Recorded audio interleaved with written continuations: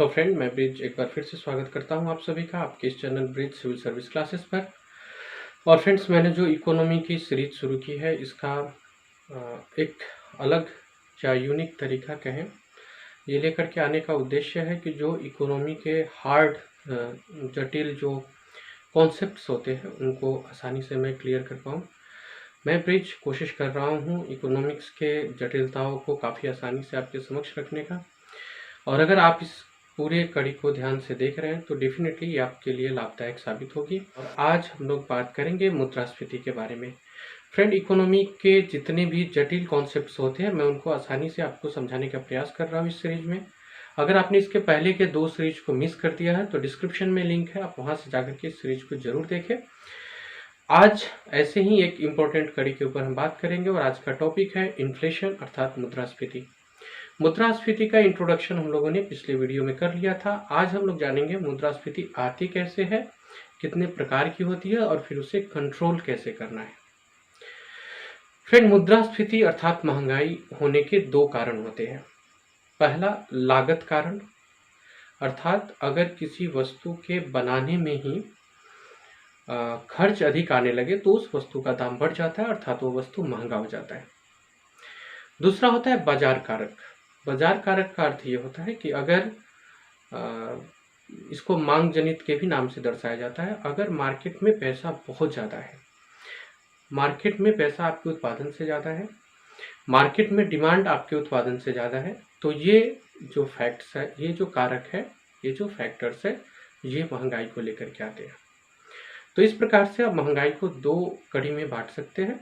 एक लागत जनित महंगाई, जिसमें किसी वस्तु को बनाने में जो लागत है वो ज़्यादा लग रही है तो इस वजह से उस वस्तु का दाम बढ़ गया, ये हो गया लागत जनित मुद्रास्फीति। दूसरा होता है मांग जनित मुद्रास्फीति। किसी भी कारण से, चाहे मार्केट में पैसे की अधिकता है, चाहे उत्पादन कम है और डिमांड ज़्यादा है, तो ऐसे परिस्थिति में जो वस्तु का महंगाई होता है वो मुद्रास्फीति, मांग जनित मुद्रास्फीति के नाम से जाना जाता है। फ्रेंड, अब मुद्रास्फीति को कंट्रोल कैसे करना है इस पे हम लोग बात करें उसके पहले शॉर्ट में देख लेते हैं मुद्रास्फीति के विभिन्न प्रकार को। फ्रेंड्स, मुद्रास्फीति के प्रकार की बात की जाए तो इसको पहले 2 जो प्रमुख पार्ट में बांटा जाता है वो है एक मर्म मुद्रास्फीति और एक अवरोधक या गत्यावरोधक मुद्रास्फीति। मर्म मुद्रास्फीति में क्या होता है फ्रेंड्स कि जो आवश्यक वस्तुएं हैं, ऐसे वस्तुओं को छोड़ के बाकी वस्तुओं का दाम बढ़ता है। और गत्यारोधक में या अवरोधक मुद्रास्फीति में क्या होता है कि अचानक ही आपूर्ति बहुत तेजी से नीचे की ओर गिरती है। और जब आपूर्ति बहुत तेजी से नीचे की ओर गिरती है, उसका मांग मार्केट में ज्यों का त्यों बना रहता है या बढ़ता है, तो इन दोनों ही परिस्थिति में उस वस्तु का दाम बढ़ जाता है, जो गत्यारोधक मुद्रास्फीति कहलाती है। फ्रेंड्स, हम मुद्रास्फीति के कुछ रूप को देखते हैं। जैसे कि आप पढ़ते होंगे सरपट मुद्रास्फीति, तीव्र मुद्रास्फीति, इस प्रकार के जो मुद्रास्फीति होते हैं अब हम लोग उसके ऊपर चर्चा करते हैं। सो फ्रेंड, अब हम लोग बात करेंगे मुद्रास्फीति के कैरेक्टर के आधार पर मुद्रास्फीति के प्रकार को। तो मुद्रास्फीति के कैरेक्टर का जब बात करेंगे, पहला आएगा अल्प मुद्रास्फीति। इसमें महंगाई का जो दर होता है वो बहुत कम होता है, बहुत न्यूनतम होता है और ऐसे में जो महंगाई है वो धीरे धीरे करके बढ़ती है। तो इसका आने वाले भविष्य में कुछ एक प्रभाव देखने को मिलता है, पर रिसेंटली ऐसा कोई बड़ा प्रभाव देखने को नहीं मिलता। ये कहलाती है अल्प मुद्रास्फीति। दूसरा जो मुद्रास्फीति होता है वो होता है अति मुद्रास्फीति, या आप इसको इसके ठीक पहले एक और मुद्रास्फीति को जान लेते हैं। पहले सरपट मुद्रास्फीति या तीव्र मुद्रास्फीति। इसमें क्या होता है, तीव्र मुद्रास्फीति में वस्तुओं का दाम तेजी से बढ़ता है, अल्प में बहुत कम और धीरे धीरे, तीव्र में ज़्यादा और तेजी से दाम बढ़ता है। और अति तीव्र की बात की जाए तो ये बहुत तेजी से दाम बढ़ता है, मीन्स 100 गुना, 1000 गुना, इस तरह का परिवर्तन देखने को मिलता है।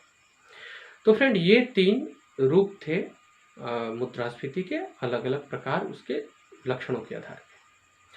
फ्रेंड, अब अगर मुद्रास्फीति को कंट्रोल करना है तो इसके लिए पहले हमको जानना पड़ेगा कि समस्या कहाँ है। जैसा कि हम लोगों ने स्टार्टिंग में जाना था दोस्त कि मुद्रास्फीति 2 प्रकार की होती है, लागत जनित और मांग जनित। अगर लागत जनित मुद्रास्फीति है तो ऐसे में हम क्या कर सकते हैं, लागत जनित मुद्रास्फीति में दोस्त हम ये जान पा रहे हैं कि वस्तु के प्रोडक्शन में जिस चीज की आवश्यकता हो रही है उसका मूल्य बढ़ा हुआ है और इस वजह से मुद्रास्फीति है। तो ऐसे में ये कदम उठाए जाते हैं कि उस वस्तु के निर्माण से लेके मार्केट तक आने में, बाजार तक आने में जितनी चीज़ों का उपयोग किया जा रहा है, इसमें हम लोग कैसे कॉस्ट को कम कर सकते हैं। जैसे तेल या पेट्रोल की कीमतें घटाकर, जैसे जो रॉ मटेरियल्स है उस पर टैक्स कम करके, तो उसका जो लागत मूल्य होगा वो कम हो जाएगा, तो मार्केट में आने से उसका दाम पहले की अपेक्षा गिर जाएगा, अर्थात महंगाई घट जाएगी। अब दूसरा बात करते हैं मांग जनित। तो मांग जनित में क्या है फ्रेंड्स कि मार्केट में पैसा, उसको खरीदने से ज़्यादा पैसा है मार्केट में, तो ऐसे में डिमांड ज़्यादा है, तो इसका जो परमानेंट सॉल्यूशन है या जो बेस्ट सॉल्यूशन है वो ये है कि हम इसे प्रोडक्शन को बढ़ा दें। हम इसे प्रोडक्शन को बढ़ाकर कंट्रोल कर सकते हैं। जैसे मार्केट में वस्तु का उत्पादन ज़्यादा होगा, वस्तु मार्केट में आने लगेगा, तो जो पूर्ति है वो अगर डिमांड के बराबर हो जाएगी या उससे अधिक हो जाएगी तो अपने आप दाम गिर जाता है, महंगाई घट जाती है। लेकिन फ्रेंड्स, इस दोनों ही परिस्थिति में एक बात तो तय है कि मार्केट से अगर पैसा को उठाना शुरू कर दिया जाए तो महंगाई पे कंट्रोल किया जा सकता है उस लिमिटेड समय के लिए। हालांकि महंगाई पे कंट्रोल करने का, अगर आपको महंगाई को हमें पूरी तरह से कंट्रोल करना है तो उसका सर्वोत्तम उपाय है प्रोडक्शन को बढ़ा देना डिमांड के अनुकूल। जिस तरह का डिमांड है अगर उसकी फुलफिल हम कर पा रहे हैं तो महंगाई गिर जाती है। लेकिन प्रोडक्शन बढ़ाने तक, प्रोडक्शन के आने तक जो मार्केट में उठापटक होता है उसे कैसे कंट्रोल किया जाए। तो चाहे हम बात करें लागत जनित मुद्रास्फीति की, चाहे मांग जनित मुद्रास्फीति की, इस दोनों समस्या का एक समाधान है और वो है मार्केट में पैसा कम कर देना, मार्केट में पैसों की कमी कर देना। हम मार्केट में पैसों की कमी करेंगे कैसे?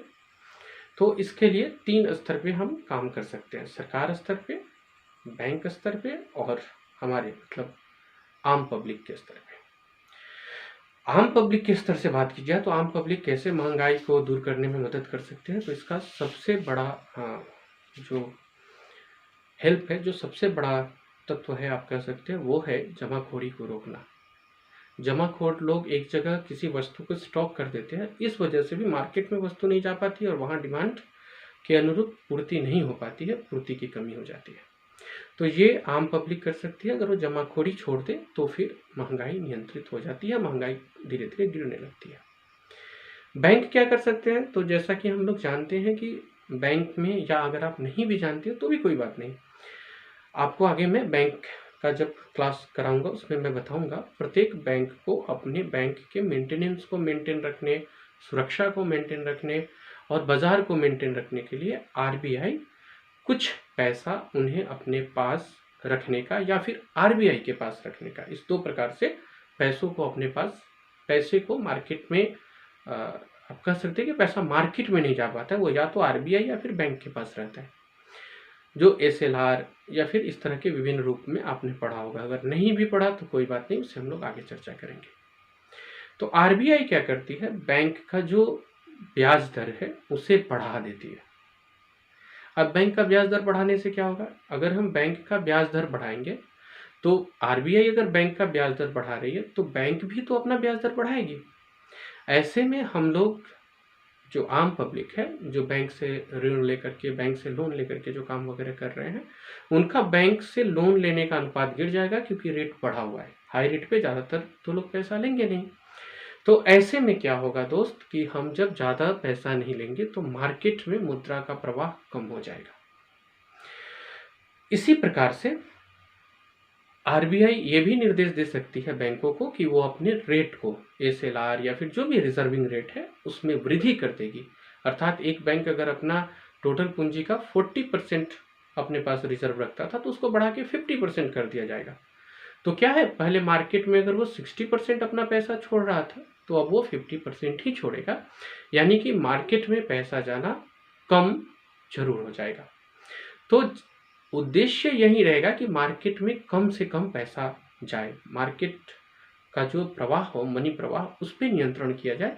ये इनका आरबीआई का उद्देश्य होगा। इसके अलावा जो भी लोन वगैरह पे गए हैं तो आरबीआई बिल्कुल चाहेगी कि वो लोन का जो वापसी है वो इस समय हो जाए, ताकि मार्केट से पैसा वापस आ जाए। सरकार भी इस स्तर पे काम करती है। सरकार इस स्तर पे काम ये कर सकती है कि वो कुछ पेपर्स वगैरह जारी करके भी मार्केट से पैसा अपने पास वापस ला सकती है। जैसे मान लीजिए कि गवर्नमेंट ने एक बॉन्ड टाइप से बना दिया कि आप उस बॉन्ड को अभी 10 रुपये में खरीदिए, आफ्टर 1 ईयर वो आपको 11 रुपये में या 12 रुपये में वापस कर देंगे। तो क्या होगा, आप जब 10 रुपये में खरीदेंगे मीन्स गवर्नमेंट के पास मार्केट से पैसा उठ करके गवर्नमेंट के पास जा रहा है। कहने का अर्थ यह है फ्रेंड कि गवर्नमेंट, आरबीआई दोनों ही मिल करके ये काम करने की कोशिश करते हैं कि मार्केट में जो पैसा है ये ज़्यादा नहीं रहे, न्यूनतम पैसा वहाँ रहे। अर्थात अगर मुद्रास्फीति है, महंगाई है, तो ऐसे में मार्केट की ओर मनी फ्लो को रोक देना या कम कर देना मुद्रास्फीति को नियंत्रित करने का उपाय होता है। फ्रेंड, आप समझ पा रहे होंगे कि मैंने मनी फ्लो टेक्निक से इसे पढ़ाना क्यों शुरू किया। अब आपके समझ में बहुत अच्छे तरह से आ रही होगी कि अगर हम मनी फ्लो को समझ ले रहे हैं तो इकोनॉमी बहुत आसान हो जा रहा है, एग्जाम की दृष्टि से भी, समझने की दृष्टि से भी। सो फ्रेंड्स, मैं उम्मीद कर रहा हूँ कि मेरा ये प्रयास आपको बिल्कुल पसंद आ रहा होगा, और अगला जो सेशन, अगला जो हम कड़ी लेकर के आएंगे वो कड़ी होगा कि क्या मुद्रास्फीति बिल्कुल हटा दिया देना चाहिए। ऐसा है तो फिर महंगाई को हटा देना चाहिए बिल्कुल। पर क्या आप जानते हैं कि अगर पूरी तरह से महंगाई हट गई तब भी नुकसान होंगे, और वो नुकसान क्या होंगे? अगले क्लास में हम चर्चा करेंगे महंगाई का कितना लेवल रहना चाहिए, महंगाई आने का क्या क्या प्रभाव होता है, और महंगाई को किस स्तर तक मेंटेन करना है, और करना है तो कैसे करना है, इसके ऊपर। अर्थात अगला कड़ी मुद्रास्फीति से जुड़े आपके सारे डाउट्स और सारे सिलेबस वाइज जो भी टॉपिक्स है उसको कंप्लीट कर देगा। फ्रेंड, अगर फिर भी आपके मन में कोई डाउट हो या अगर आप मुझे सजेशन देना चाहें तो आप नीचे कमेंट में ज़रूर बताइएगा। मैं ब्रिज फिर आपसे मिलता हूं अगली कड़ी में, और इस इंटरेस्ट के साथ, इस मज़ेदार टॉपिक के साथ आपको छोड़े जाता हूं कि किसी भी देश के अर्थव्यवस्था को चलाने के लिए महंगाई भी ज़रूरी होती है। क्यों ज़रूरी होती है, कैसे इसके ऊपर काम होता है, महंगाई का परिणाम क्या पड़ता है, इन सारे विषय के साथ मैं मिलूंगा अगले एपिसोड में। तब तक के लिए आप पढ़ते रहिए, अपने प्रिपरेशन को सेलिब्रेट कीजिए, और जिनका भी आने वाला रविवार यूपीएससी एग्ज़ाम से जुड़ा हुआ है तो वो बहुत अच्छे से अपने एग्ज़ाम के लिए प्रिपेयर हो। आज के लिए इतना ही, थैंक यू।